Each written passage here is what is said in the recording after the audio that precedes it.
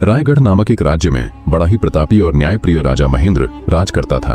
वह इतना शक्तिशाली था कि आस पड़ोस के राजा उससे डरते थे। उसका मंत्री बड़ा कुशल, न्यायप्रिय और कई कलाओं में पारंगत था। मंत्री के 2 सुंदर पुत्र थे जो उसी की भांति बड़े गुणवान थे। बड़े लड़के का नाम वीर प्रताप और छोटे का नाम तेज प्रताप था।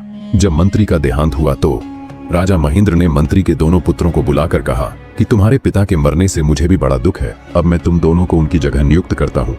तुम दोनों मिलकर मंत्री पद संभालो। दोनों ने सिर झुकाकर राजा का आदेश मान लिया। 1 महीने तक अपने पिता की मृत्यु का शोक करने के बाद दोनों राज दरबार में गए। दोनों मिलकर काम करते थे।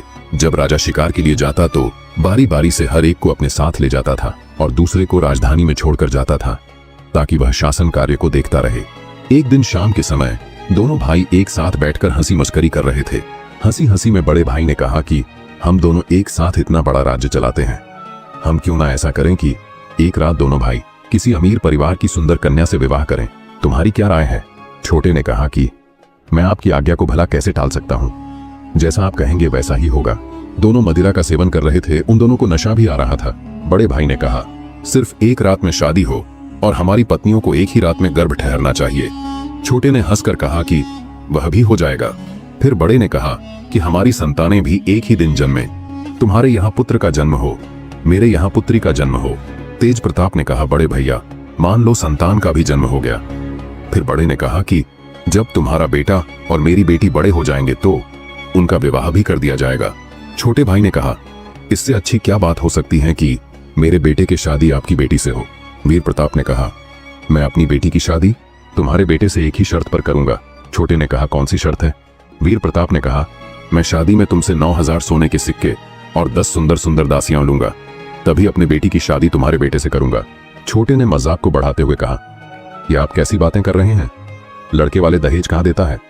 लड़के वाले तो दहेज लेते हैं। आपको तो ये होना चाहिए कि शादी में 2-4 गांव और 10-20 दसिया दहेज में मुझे दें, न कि मुझसे दहेज लें। इसी तरह मजाक आगे बढ़ता गया, किंतु बड़ा भाई गुस्से वाली स्वभाव का था। वह छोटे पर गुस्सा हो गया और बोला तुम समझते हो कि तुम्हारा बेटा का मान सम्मान में मेरी बेटी से अधिक है।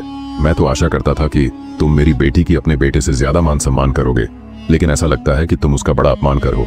दोनों भाई नशे की हालत में थे और यह बहस पूरी तरह से व्यर्थ हो रही थी।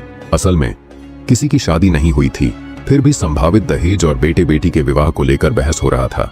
पहले तो हल्की फुल्की बातें हो रही थीं, लेकिन धीरे धीरे वह मजाक गंभीर रूप लेता गया। अंत में बड़े भाई ने गुस्से में कहा सवेरा होने दे, मैं तुमको राजा के सामने ले जाकर दंड दिलाऊंगा, तब तुमको समझ में आएगा कि बड़े भाई से मुनहलगाने का क्या परिणाम होता है। यह कहकर वह अपने शयन कक्ष में चला गया।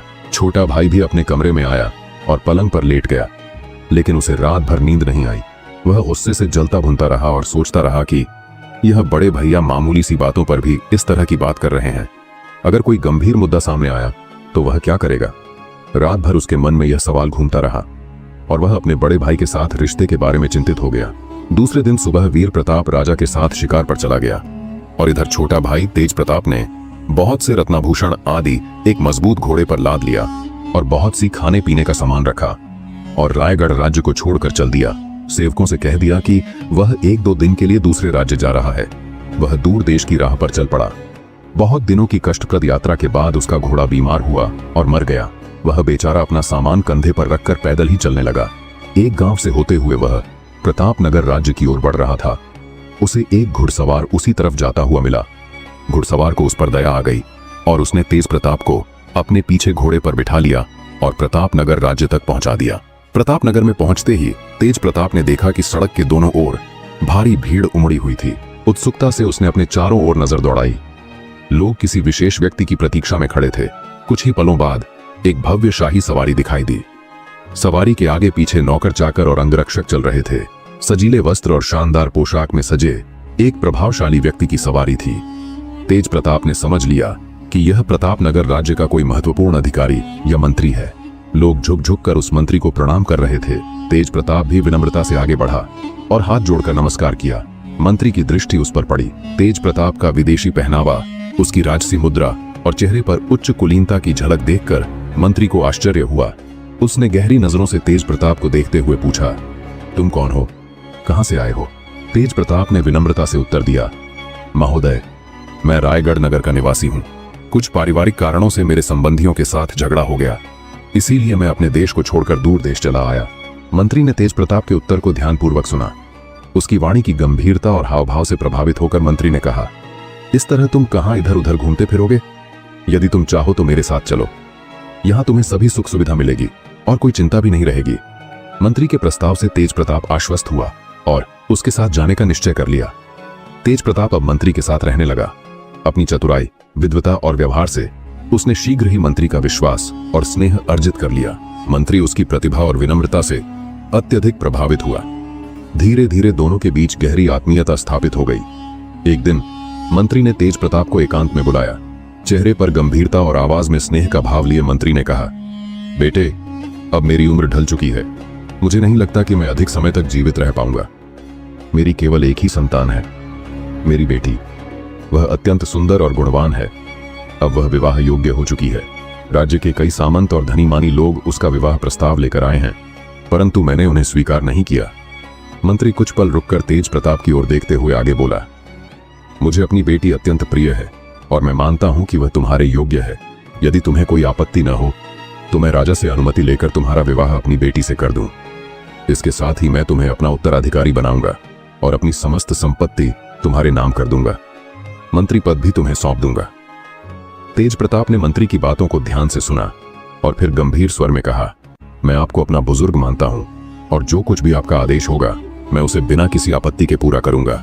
मंत्री को तेज प्रताप की स्वीकृति पर खुशी से भरकर आभार व्यक्त किया और फिर विवाह की तैयारियां शुरू कर दिया। उसने नगर के प्रतिष्ठित और महत्वपूर्ण व्यक्तियों को एकत्रित करने के लिए संदेश भेजा ताकि इस खुशखबरी को सभी के बीच साझा किया जा सके। जब सभी लोग एकत्र हो गए तो तेज प्रताप ने उन्हें एक ओर ले जाकर मंत्री से कहा, मुझे आपसे एक महत्वपूर्ण बात करनी है। मैंने अब तक अपने कुटुंब के बारे में किसी को कुछ नहीं बताया है, लेकिन अब मैं इसे स्पष्ट करता हूं। मैं रायगढ़ राज्य का निवासी हूं और मेरे पिता रायगढ़ के राजा के मंत्री थे। हम दोनों भाई हैं और मेरा बड़ा भाई मुझसे उम्र में बड़ा है। मेरे पिता की मृत्यु के बाद राजा महेंद्र ने हम दोनों भाइयों को उनके कार्यों का जिम्मा सौंपा था।